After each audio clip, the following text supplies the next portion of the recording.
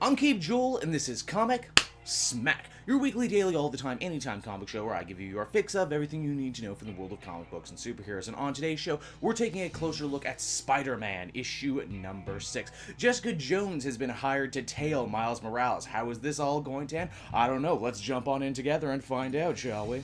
Alright then, so as the comic opens, we can see Fabio, aka Goldball, aka the former X-Men who is now going to Miles' school, apologizing to Spider-Man about his best friend Gank kinda sorta outing his identity to him in the last couple issues. Now Miles is understanding, and much like the reader, myself included, is slowly but surely being won over by the awkward charm that Fabio seems to possess. What Miles isn't super psyched about is Goldball rooming with him and Gank. He's already something of a minor celebrity, which means people are going to be watching the room, and as such, the chances of someone catching him sneaking out to do Spider-Man stuff is right up there. Plus, you know, Fabio seems like the sort of roommate who leaves wet towels on the floor, and I mean, who needs that on top of being a superhero, am I right? Now, as we find out, this whole conversation is being eavesdropped on by Jessica Jones, the former Jewel, the current head of Alias Investigations, and the wife of Luke Cage. In a very funny scene, Jess and all of her camera equipment get run off school grounds, the principal thinking she was some sort of predator. Later that night, when Gank returns to the shared dorm room with a bunch of girl trouble to go around, Miles and Fabio decide to help him out in two very different ways. Fabio is some more of a shoulder to cry on and pretty much tells Gank exactly what he wants to hear, where Miles is harsher but ultimately gives him the reality check that he needs. I gotta say, I was not a fan of Goldball as a character when he was on the Uncanny X-Men team, but Bendis does a good job bringing him into the Spider-Man world here and making him, you know, a third personality type to bounce off Miles and Gank. Miles ends up getting pulled away from this spirited high school discussion with an important call from Iron Man, who wants to meet up with him.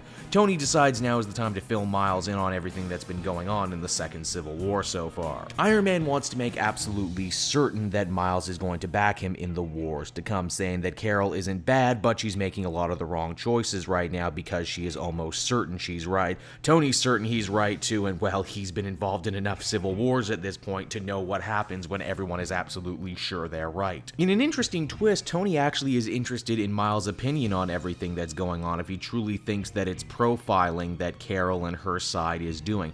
Miles fires back by saying, "Hey, did you just ask me about profiling because I'm not white and you're hoping that will endear me more to your cause, or do you really not know what else to call it?" This conversation ends up leading to an even more compelling scene where Miles, you know, not sure about what side to take in the Civil War, actually brings up the subject to his father of all people, a man who has been wrongly convicted a couple times now for crimes he didn't commit. This is amazing to me because it's something really only Miles Morales could do as a character. He's young, he's a superhero, his father is aware of his secret, and because of it they can actually have a man-to-man talk. Now Miles' mother, though, that's a completely different story. She goes to Alias Investigation and tries to call off Jessica Jones. The only problem is it was Miles' grandmother who hired Jess, and as such she can't stop the investigation until she gets the go-ahead from the grandma.